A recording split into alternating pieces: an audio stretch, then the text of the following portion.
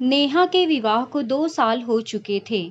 बहुत खुशहाल ससुराल था उसका। ससुराल में पति, सास ससुर और एक नंद थी जिसकी शादी हो चुकी थी। सभी नेहा को बहुत प्यार करते थे और नेहा खुद को बहुत खुशकिस्मत समझती जो उसको इतना अच्छा घर मिला। हर काम में नेहा की राय बहुत अहमियत रखती थी। एक दिन अचानक नेहा की तबीयत खराब हुई तो उसको अस्पताल ले जाया गया, जहां से वापस आकर सबको खुशखबरी सुनाई गई। नेहा माँ बनने वाली थी। घर में हर कोई नाच रहा था।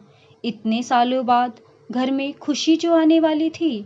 उसकी ननंद कोमल को जब यह खुशखबरी दी गई तो भागी भागी चली आई। एक ही शहर में ससुराल होने का सबसे बड़ा लाभ यही होता है।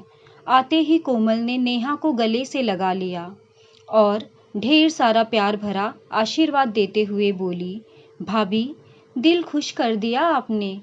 बहुत समय बाद कोई नन्हा मुन्हा आएगा घर में। सब नेहा की बलैया ले रहे थे। इसके बाद सब नेहा का बहुत ध्यान रखते थे। उसके खाने पीने का, आराम का, मेडिसिन का, मेवे फल सब खिलाते। साथ ही आधी रात को भी मन करता कुछ खाने पीने का, कहीं घूमने का, पति राकेश सब पूरा करता था।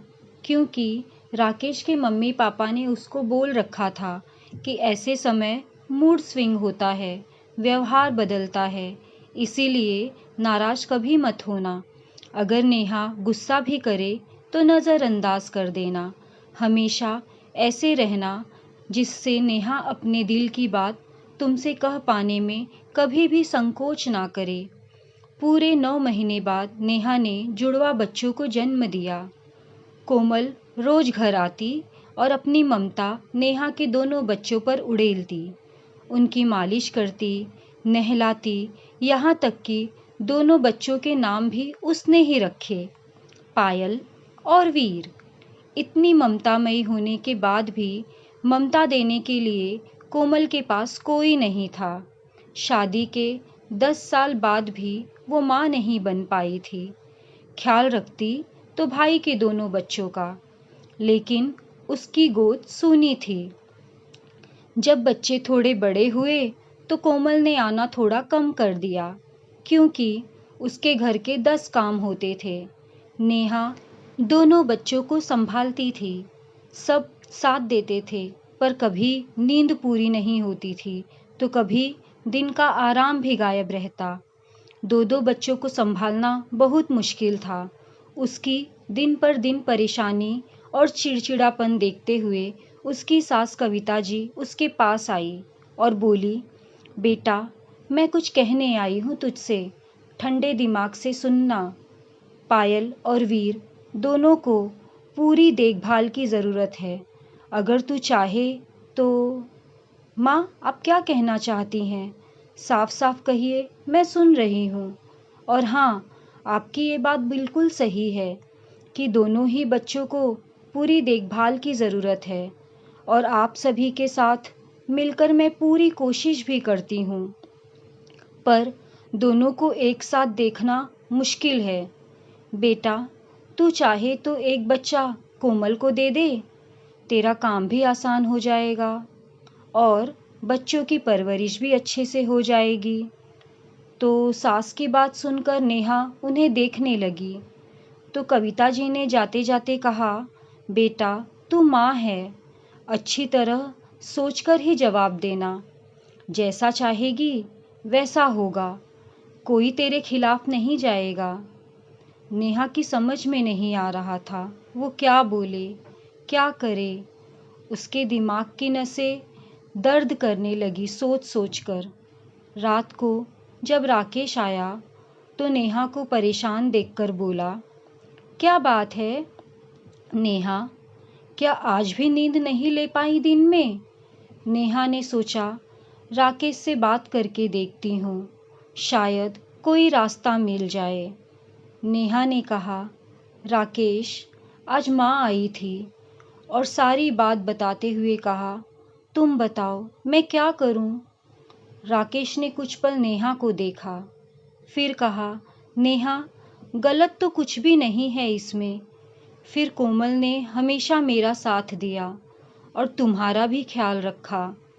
माँ बनने की कमी ही पूरी नहीं हो पाई उसकी, पर क्योंकि तुम माँ हो, आखिरी निर्णय तुम्हारा ही होगा। जैसा मन करे वैसा ही करना, किसी भी तरह का दबाव मत लेना। नेहा पूरी रात सोचती रही। फिर सुबह उसने कोमल को फ़ोन मिलाया और कहा, दीदी आज आप आ सकती हो क्या? कोमल घबरा गई। नेहा से फ़ोन पे उसने पूछा, भाभी पायल और वीर ठीक तो हैं? हाँ दीदी, दोनों ठीक हैं, बस आपसे कुछ कहना है। ठीक है भाभी, आती हूँ, कहकर फ़ोन रख दिया कोमल ने। अपने घर में बताया और जल्दी से जल्दी तैयार होकर अपने मायके पहुंची। कोमल को देखकर नेहा आगे बढ़ी और अपनी नंद को गले लगाते हुए बोली, दीदी आप बहुत अच्छी हैं, हमेशा मुझसे छोटी बहन जैसा प्यार करती हैं।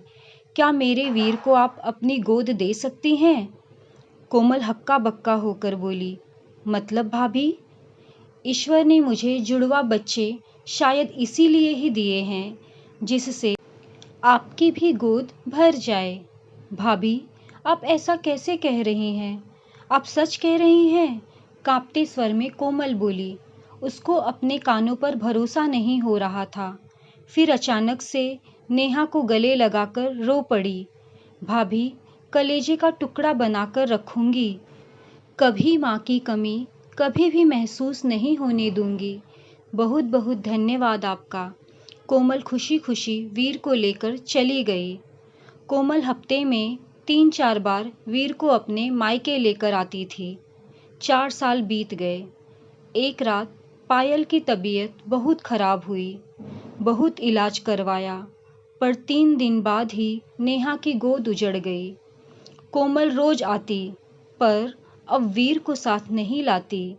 पायल की मौत के 7वें दिन जब नेहा को थोड़ा होश आया तो उसने अपने आसपास देखा। फिर कोमल से पूछा, दीदी वीर कहाँ है? उसको नहीं लाई क्या? वो भाभी, भाभी वीर स्कूल गया है, कोमल अचकचा कर बोली। पर दीदी आज तो संडे है, नेहा ने टोका। तो कोमल को ऐसा लगा जैसे उसकी कोई चोरी पकड़ी गई हो। नेहा ने कोमल को गौर से देखते हुए कहा, दीदी माँ बनकर नहीं तो मामी बनकर तो उसको गले लगा सकती हूँ ना। पत्थर दिल नहीं हूँ जो एक माँ से उसका बच्चा छीन लूँ। मेरी खुद की गोद उजड़ गई तो मैं आपकी गोद कैसे उजाड़ सकती हूँ? बोलते बोलते हिचकियाँ बंध गई थी नेहा की। कोमल नेहा की बात सुन शर्मिंदा हो गई। रोते रोते कोमल ने कहा, मुझे माफ़ कर दो भाभी, मैं डर गई थी। आपकी तरह हिम्मत नहीं है मुझ में।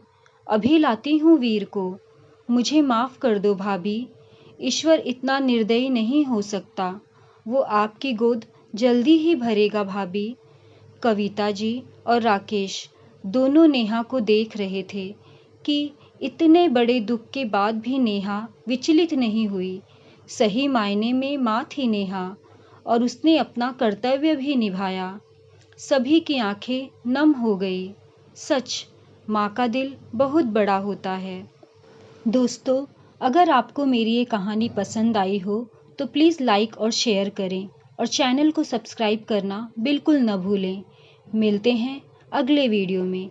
मैं इसी तरह की कहानियाँ आप लोगों के लिए लाती रहूँगी। धन्यवाद।